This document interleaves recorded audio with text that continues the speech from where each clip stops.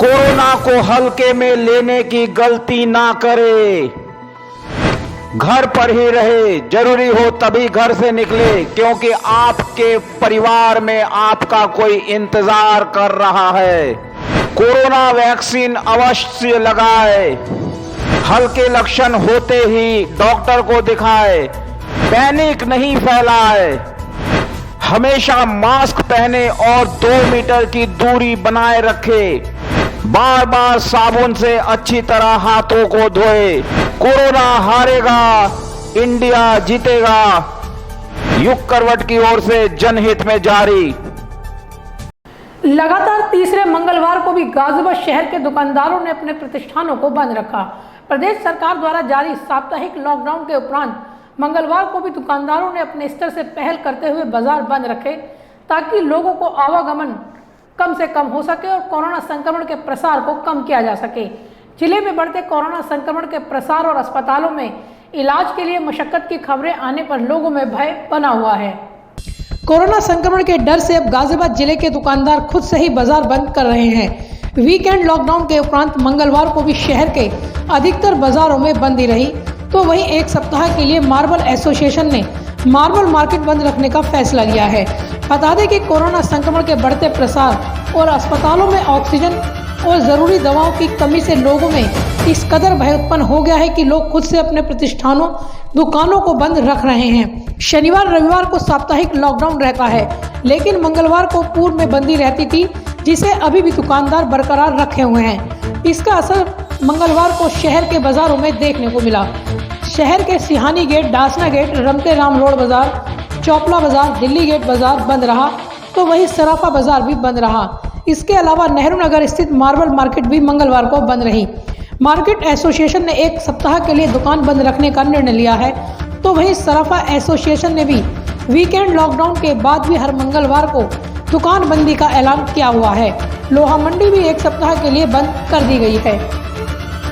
लोगों में संक्रमण का तो खौफ है ही, साथ ही बीमार होने पर समय से न इलाज मिलने का भय भी छाया हुआ है, जिसके चलते लोग आगे बढ़कर लॉकडाउन को सफल बनाने में जुटे हुए हैं। इसके अलावा अन्य बाजारों की काफी संख्या में दुकानें भी बंद हैं। हालांकि मंगलवार को दुकानें बंद रखने के लिए प्रशासन स्तर से कोई दबाव नहीं है। इसके बाद भी दुकानदार कोरोना संक्रमण की चेन तोड़ने के लिए सख्ती से नियमों का पालन करने में जुटे हुए हैं। ब्यूरो रिपोर्ट, युग करवट न्यूज। मेरठ के अस्पतालों में ऑक्सीजन की कमी की वजह से मरीजों के मरने का सिलसिला जारी है। पिछले 24 घंटे के दौरान 30 लोगों की मौत हो गई है। इनमें से 9 मरीजों की मौत सिर्फ केएमसी अस्पताल में हुई है। मरीजों की मौत के बाद उनके परिजनों ने अस्पताल में जमकर हंगामा किया। वहीं अस्पताल प्रशासन का कहना है कि ऑक्सीजन की भारी किल्लत चल रही है, आगे क्या होगा वे कुछ भी नहीं कह सकते। मेरठ में ऑक्सीजन संकट गहराता जा रहा है। वहीं ऑक्सीजन की कमी से जूझ रहे केएमसी अस्पताल में पिछले 24 घंटे में 9 लोगों की मौत हो चुकी है। वहीं जिला प्रशासन का दावा है कि पर्याप्त मात्रा में ऑक्सीजन उनके पास है। ऑक्सीजन की किल्लत से कोरोना का इलाज कर रहे अस्पताल ही वेंटिलेटर पर आ गए हैं। अस्पतालों में लगातार ऑक्सीजन खत्म हो रही है। अलग अलग अस्पतालों में पिछले 24 घंटों में 30 लोगों की मौत हो गई है। इनमें से 22 लोगों की कोरोना से मौत हुई है, जबकि 8 मौतें कोरोना संदिग्धों की है। ऑक्सीजन के संकट से जूझ रहे केएमसी अस्पताल में पिछले 24 घंटे में 9 लोगों की मौत हुई है। हर अस्पताल वाले अधिकारी को, हर अस्पताल के प्रबंधक को मालूम है, 3 दिन से पहले बताया जा रहा है कि आप ऑक्सीजन ठीक से इस्तेमाल करें। लिक्विड ऑक्सीजन की अवेलेबिलिटी पूरे हिंदुस्तान में कम है, केवल मेरठ की बात नहीं है। दिल्ली गंगाराम में भी आपने सुना होगा, वहाँ पे कुछ इसकी प्रॉब्लम आई थी। तो हमारी पूरी कोशिश है कि इस तरह की क्राइसिस ना आए, और क्राइसिस हम मैनेज करने की कोशिश कर रहे हैं पूरी तरीके से। वहीं केएमसी अस्पताल के चेयरमैन डॉक्टर सुनील गुप्ता का कहना है कि मरीजों की जरूरत के मुकाबले ऑक्सीजन बहुत कम है। कमी के बावजूद मरीजों को ऑक्सीजन दी जा रही है। ऑक्सीजन की तो क्राइसिस हो गई थी, लेकिन हमने मेडिकल कॉलेज से कुछ सिलेंडर्स यहाँ पे दिलवा दिए हैं फिलहाल टेम्परेरीली, और इनको हिदायत दी गई है कि उसको ऑक्सीजन को हिसाब से इस्तेमाल करें, वेस्ट ना करें। तो मेरे को लगता है कि सुबह 7-8 बजे तक के लिए इनफ ऑक्सीजन है, अगर ये ठीक से इस्तेमाल करेंगे। तकरीबन कितने कोविड के मरीज यहाँ पर एडमिट हैं? टोटल 160 के करीब मरीज हैं। कोविड और नॉन कोविड के बारे में पूरी मतलब डिफ्रेंशिएशन हमारे पास, इनके पास अवेलेबल नहीं है। हाँ, तो ऑक्सीजन की क्या प्रबंध है कि जैसे और हॉस्पिटलों में ऑक्सीजन खत्म हो रही है? यहाँ पे लिक्विड ऑक्सीजन बाहर से आती है, उसको गैसिफाई करके सिलेंडर्स में भर के लाया जाता है। कुछ अस्पतालों में लिक्विड ऑक्सीजन कंज्यूम डायरेक्ट की जाती है, जैसे मेडिकल कॉलेज है, सुभारती मेडिकल कॉलेज है, उसके अंदर।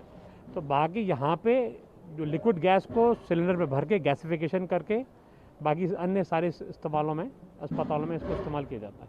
सर, आपने एक डीएम साहब ने एक कोऑर्डिनेट करके एक टीम बनाई है, वो क्या कर रही है पूरे दिन में, जब उसे नहीं पता लग रहा है कि ऑक्सीजन कब खत्म होने वाली है? नर्सों हमारे एकदम से घोषणा कर देते 2 घंटे की गैस बची है। ये आपका नहीं लगता आपका कहना गलत है। केएमसी के अलावा आनंद, न्यूटीमा, आर्यवर्त और अपसोआ आदि अस्पतालों में 8 लोगों की मौत हुई है। उधर ऑक्सीजन की कमी के कारण घरों में रहने वाले मरीज तड़प रहे हैं। इस बीच सोमवार को ऑक्सीजन की कमी के कारण कई निजी अस्पतालों ने नई मरीजों को भर्ती करने से हाथ खड़े कर दिए हैं। ब्यूरो रिपोर्ट, युग करवट न्यूज। उत्तर प्रदेश के मुख्यमंत्री योगी आदित्यनाथ का कहना है कि प्रदेश में ऑक्सीजन और दवाओं की कोई कमी नहीं है, मगर कालाबाजारी और जमाखोरी से लोगों को परेशानी हो रही है। संपादकों से बातचीत करते हुए उन्होंने कहा कि हर संक्रमित मरीज को ऑक्सीजन की जरूरत है। इससे जागरूकता को बढ़ाने में मीडिया को सहयोग करना चाहिए। उत्तर प्रदेश के मुख्यमंत्री योगी आदित्यनाथ ने कोरोना महामारी को लेकर सरकार की तैयारियों और प्रयासों को लेकर संपादकों से बात की। मुख्यमंत्री ने कहा कि प्रदेश में तैयारी पहले से बेहतर है। ऑक्सीजन और दवाओं की कोई कमी नहीं है। कालाबाजारी और जमाखोरी बड़ी समस्या है। जिन्हें ऑक्सीजन की जरूरत नहीं है वे भी इसके लिए परेशान हो रहे हैं। जो ये कृत्रिम अभाव पैदा करने का प्रयास किया जा रहा है, न बेड्स की कमी है, न ऑक्सीजन की कमी है, न रेमडेसिविर की कमी या किसी अन्य जीवन रक्षक दवा की भी कमी नहीं है। ये कृत्रिम अभाव दिखाने का कुछ लोगों के द्वारा प्रयास और उसके माध्यम से अफवाह पैदा करके एक भगदड़ की स्थिति, क्योंकि जिन लोगों को प्रदेश में अव्यवस्था और अराजकता पैदा करने का अवसर नहीं मिला, ये आपदा का काल है। हमने सर्वदलीय बैठक भी करके सब लोगों से इस बारे में अपील की थी कि भाई सभी लोग मिल करके इसमें एक एक व्यक्ति का जीवन हमारे लिए महत्वपूर्ण है। राजनीति का समय नहीं। अगर सरकार गलत कर रही है आप सरकार पर प्रहार करिए, लेकिन किसी व्यक्ति के जीवन के साथ खिलवाड़ मत करिए।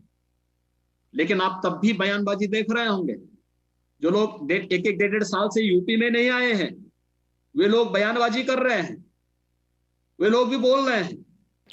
मुख्यमंत्री ने कहा कि इस बार की लहर पिछली बार की तुलना में लगभग 30 गुना अधिक संक्रामक है। इस तथ्य को समझते हुए राज्य सरकार की ओर से मरीजों के बेहतर इलाज के लिए सभी जरूरी उपाय किए जा रहे हैं। और ये चीजें कुछ लोग जानबूझ करके शरारतन स्थिति को पैनिक बनाने का प्रयास कर रहे हैं और उसके माध्यम से अफवाह फैला करके एक नकारात्मकता पैदा करने का प्रयास कर रहे हैं। मैं आपको फिर इस बात को कह सकता हूं, एक तो मैंने आपके सामने 3 दिनों के प्रदेश के अंदर कोविड के जो पेशेंट है 38,000 से आज हम 33,000 पे आए हैं। यानी ये लगातार लगभग 5,000 कोविड पॉजिटिव केसेस प्रदेश के अंदर पिछले 3 दिन के अंदर कम हुए हैं। लखनऊ के अंदर अगर आप देखेंगे तो प्रतिदिन जितने कोविड पॉजिटिव केस हैं एक उनकी संख्या में लगातार गिरावट आई है। 5,500 से लेकर के आज 4,500 तक पहुंची है। और रिकवरी अगर आप देखेंगे तो जितने पॉजिटिव केस आ रहे हैं उससे ज्यादा रिकवरी का रेट लखनऊ में। उत्तर प्रदेश में यानी महाराष्ट्र के बाद सर्वाधिक एक्टिव केस होंगे, क्योंकि आबादी सबसे बड़ी है। जितनी उत्तर प्रदेश की आबादी है उतना देश के अंदर अगर आप देखेंगे तो 22 राज्य आते हैं तब उतनी बड़ी आबादी होती है। उस सब के बावजूद आपने देखा होगा ऑक्सीजन की क्राइसिस दिल्ली के अंदर है, यूपी के अंदर ना के बराबर है। और यूपी के अंदर वही लोग इस क्राइसिस को करने का प्रयास कर रहे हैं जिसके बारे में हमारे एक अभी मित्र ने कहा भी कि पहले से ही किसी पूर्वाग्रह से ग्रसित होकर के जो लोग किसी। मुख्यमंत्री योगी आदित्यनाथ ने कहा कि डीआरडीओ की नवीनतम तकनीक पर आधारित 18 प्लांट सहित कुल 39 नए ऑक्सीजन प्लांट लगाने पर काम तेजी से चल रहा है। हर संक्रमित मरीज को ऑक्सीजन की जरूरत नहीं। इस जागरूकता को बढ़ाने में मीडिया को भी सहयोग करना चाहिए। ब्यूरो रिपोर्ट, युग करवट न्यूज। गाजियाबाद प्रशासन भले ही दावा करता हो कि जिले में ऑक्सीजन की कमी नहीं है, लेकिन हकीकत कुछ और ही है। निजी अस्पतालों में ऑक्सीजन की भारी किल्लत चल रही है। निजी अस्पतालों के संचालकों ने मंगलवार को प्रशासनिक अधिकारियों से मुलाकात कर ऑक्सीजन की सप्लाई करने की गुजारिश की है। गाजियाबाद के निजी अस्पतालों में कई हजार कोविड मरीजों का इलाज चल रहा है। प्रशासन की ओर से भले ही यह दावा किया जा रहा हो कि गाजियाबाद में ऑक्सीजन की कमी नहीं है, लेकिन हकीकत कुछ और है। गाजियाबाद के निजी अस्पतालों में ऑक्सीजन की कमी हो गई है। मंगलवार को निजी अस्पताल के संचालकों ने प्रशासनिक अधिकारियों से मुलाकात कर अपनी समस्या से उन्हें अवगत कराया। मैं डॉक्टर मुकेश चंद लक्ष्मी हॉस्पिटल वैशाली से हूँ। मैं यहाँ पर ऑक्सीजन की सप्लाई और इंजेक्शन्स की कमी के वास्ते यहाँ से मिलने आया हूँ। अस्पताल में कोविड पेशेंट बढ़ गए हैं। हमारे यहाँ 120 कोविड पेशेंटों का इलाज चल रहा है और सिलेंडर की संख्या जो 200 सिलेंडर चाहिए हैं वो 80-70 मिल रहे हैं। इस वास्ते उनकी सप्लाई पेशेंटों का इलाज नहीं करा जा रहा है। कल से हमने मरीजों का नया एडमिशन बंद कर दिया है क्योंकि जितनी रिक्वायरमेंट है हमें ऑक्सीजन नहीं मिल रही। अभी मीटिंग थी, उनको बताया गया है, उसके बाद उन्होंने कहा रुकेगा, ऑक्सीजन जो सप्लायर करने वाले हैं उनसे मीटिंग चल रही है, उसके बाद देखते हैं क्या सोल्यूशन निकलता है। गाजियाबाद के संयुक्त अस्पताल में ऑक्सीजन प्लांट को चालू कर दिया गया है, लेकिन निजी अस्पतालों को ऑक्सीजन नहीं मिल रही है। गाजियाबाद के निजी अस्पतालों में हजारों कोविड मरीजों का इलाज चल रहा है।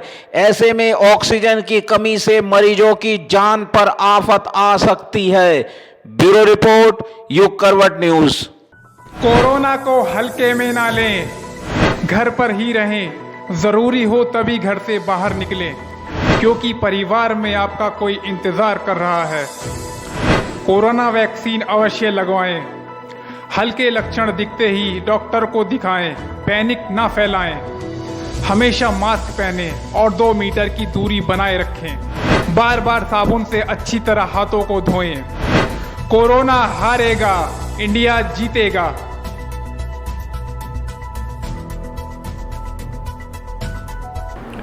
अस्पतालों में मरीजों की मौत के बाद अब परिजन अपना आपा खोने लगे हैं।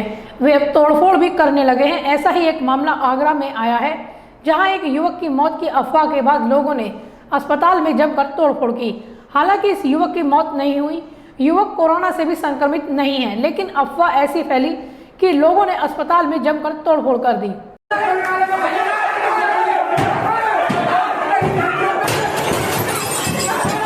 मरीज की मौत के बाद अब परिजन अपना आपा खो रहे हैं। गुस्साए परिजन अब तोड़फोड़ भी करने लगे हैं। ऐसा ही एक मामला आगरा से सामने आया है। यहां के लोटस अस्पताल में एक मरीज की मौत की अफवाह के बाद हॉस्पिटल में लोगों ने जमकर मारपीट की। इस पूरे बवाल का वीडियो वायरल हो गया है। हॉस्पिटल के स्टाफ के रोकने के बावजूद गुस्साई भीड़ ने जमकर तोड़फोड़ की। इस दौरान एक महिला स्टाफ ने जब विरोध किया तो उसे भी पीटा गया। लोटस अस्पताल में इरफान नामक एक व्यक्ति एडमिट है। उसे सेप्टिसीमिया हुआ है। किसी ने अफवाह उड़ा दी कि उसकी मौत हो गई है।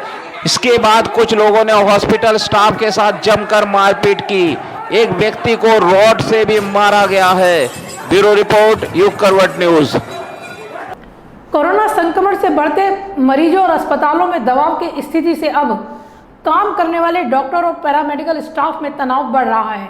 इसका एक नज़ारा रामपुर के जिला अस्पताल में देखने को मिला, जब एक मरीज के दम तोड़ने के बाद डॉक्टर और नर्स के बीच हाथापाई हो गई। उत्तर प्रदेश के रामपुर जिला अस्पताल में एक डॉक्टर और नर्स के बीच झड़प हो गई। देखते ही देखते दोनों के बीच हाथापाई भी हो गई। पहले नर्स ने डॉक्टर को थप्पड़ मारा, फिर डॉक्टर ने भी नर्स पर हमला कर दिया। हाथापाई की घटना से अस्पताल में अफरा तफरी का माहौल हो गया। हालांकि बाद में मामले को शांत करा दिया गया। घटना सोमवार की रात करीब 9:30 बजे जिला अस्पताल के इमरजेंसी विभाग की बताई जाती है। बताया जा रहा है कि अस्पताल में भर्ती किसी मरीज ने इलाज के दौरान दम तोड़ दिया। मरीज के परिजनों ने डॉक्टर से मृत्यु प्रमाण पत्र मांगा। आरोप है कि डॉक्टर ने वार्ड में तैनात नर्स से पहले लिखवा कर लाने के लिए कहा। इस पर परिजन नर्स के पास पहुंच गए, जिस पर नर्स भड़क गई। नर्स तुरंत इमरजेंसी में पहुंची। इस पर नर्स और डॉक्टर के बीच पहले कहा-सुनी हो गई। बाद में दोनों के बीच गाली गलौज हुई। देखते ही देखते हाथापाई शुरू हो गई। नर्स ने डॉक्टर के थप्पड़ जड़ दिया, जिसके बाद डॉक्टर ने भी नर्स पर हमला कर दिया। इस घटना पर अस्पताल में मौजूद लोगों की भीड़ लग गई। घटना का किसी ने वीडियो बनाकर वायरल कर दिया। सूचना मिलते ही पुलिस मौके पर पहुंची और मामले को शांत कराया। घटना स्थल पर मौजूद अधिकारियों ने कहा है कि दोनों तनाव में थे, हम इसकी जांच करेंगे और दोनों से बात करेंगे। वहीं पुलिस ने भी इस मामले में मामला दर्ज किया है। ब्यूरो रिपोर्ट, युग करवट न्यूज़। मंगलवार को सुप्रीम कोर्ट में हुई सुनवाई के दौरान तमिलनाडु के वेदांता स्टील प्लांट को ऑक्सीजन प्रोडक्शन की अनुमति दी गई है। वहीं कोर्ट ने केंद्र सरकार से जवाब मांगा है कि देश के राज्यों में वैक्सीन के दाम अलग अलग क्यों हैं, क्या यह नेशनल इमरजेंसी वाले हालात नहीं हैं। केंद्र ने सुप्रीम कोर्ट द्वारा मांगे गए नेशनल प्लान को भी दाखिल किया है। सुनवाई के दौरान ऑक्सीजन और वैक्सीन सप्लाई को लेकर भी चर्चा हुई। कोरोना के बढ़ते संकट से निपटने के लिए सुप्रीम कोर्ट ने केंद्र सरकार से जो नेशनल प्लान मांगा था उस पर मंगलवार को सुनवाई हुई। सरकार ने अपना प्लान दाखिल किया। सुनवाई के दौरान अदालत ने सवाल किया कि वैक्सीन के अलग अलग दामों पर केंद्र क्या कर रही है, अगर अभी की स्थिति नेशनल इमरजेंसी नहीं है तो क्या है। सुनवाई के दौरान ऑक्सीजन और वैक्सीन की सप्लाई पर भी चर्चा हुई। कोरोना संकट को लेकर मंगलवार को सुप्रीम कोर्ट में सुनवाई हुई। केंद्र ने अपनी ओर से अदालत में अपना जवाब दिया है। केंद्र सरकार की ओर से राज्यों को ऑक्सीजन सप्लाई पर लेटर भेजा गया है। सुप्रीम कोर्ट ने कहा है कि इस सुनवाई का मतलब हाई कोर्ट में चल रही सुनवाई को रोकना नहीं है। हाई कोर्ट स्थानीय हालात को बेहतर समझ सकते हैं। राष्ट्रीय मुद्दे पर हमारा दखल देना जरूरी था। हम राज्यों के बीच समन्वय बैठाने का काम करेंगे। अदालत में सॉलिसिटर जनरल ने कहा है कि कोरोना की पहली लहर 2019-20 में आई थी, लेकिन दूसरी लहर का किसी ने अंदाजा नहीं लगाया था। हमने इसको लेकर भी कई अहम कदम उठाए हैं। केंद्र सरकार राष्ट्रीय लेवल पर हालात को मॉनिटर कर रही है, खुद भी मीटिंग कर रहे हैं। सुप्रीम कोर्ट ने सुनवाई के दौरान कहा है कि अभी उन्होंने केंद्र द्वारा दाखिल प्लान नहीं देखा है। उम्मीद कि राज्यों को इसका फायदा होगा, हम इसे देखेंगे। सुनवाई के दौरान जस्टिस SR भट्ट ने कहा है कि सेना, रेलवे के डॉक्टर्स केंद्र के अंतर्गत आते हैं। ऐसे में क्या इन्हें क्वारंटीन, वैक्सीनेशन और नए इस्तेमाल में लाया जा सकता है। इस पर क्या नेशनल प्लान है। इस वक्त वैक्सीनेशन बहुत ज़रूरी है।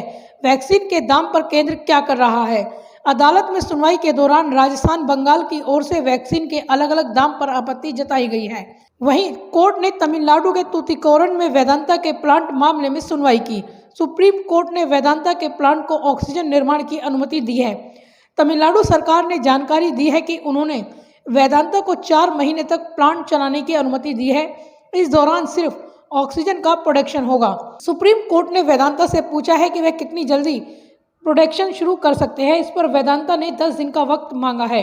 गत वर्ष तूतीकोरिन में हुए हादसे के बाद इस प्लांट को बंद कर दिया गया था। सुप्रीम कोर्ट ने सुनवाई के दौरान कहा है कि राष्ट्रीय संकट का वक्त है, ऐसे में सभी को साथ आना चाहिए। कोर्ट ने कहा है कि प्लांट में किसी को आने की इजाज़त नहीं होगी। ऑक्सीजन प्लांट कैसे काम करेगा, इसका निर्णय कमेटी लेगी। कोर्ट की कमेटी में मंत्रालय के किसी व्यक्ति को भी रहना होगा। प्लांट में सिर्फ ऑक्सीजन का प्रोडक्शन होगा। ब्यूरो रिपोर्ट, युग करवट न्यूज़। तो फिलहाल आज के लिए बस इतना ही। गाजियाबाद और आसपास की खबरों के लिए देखते रहिए युग करवट और विस्तार से खबरों को जानने के लिए पढ़िए युग करवट न्यूज़पेपर। सब्सक्राइब कीजिए युग करवट। नमस्कार।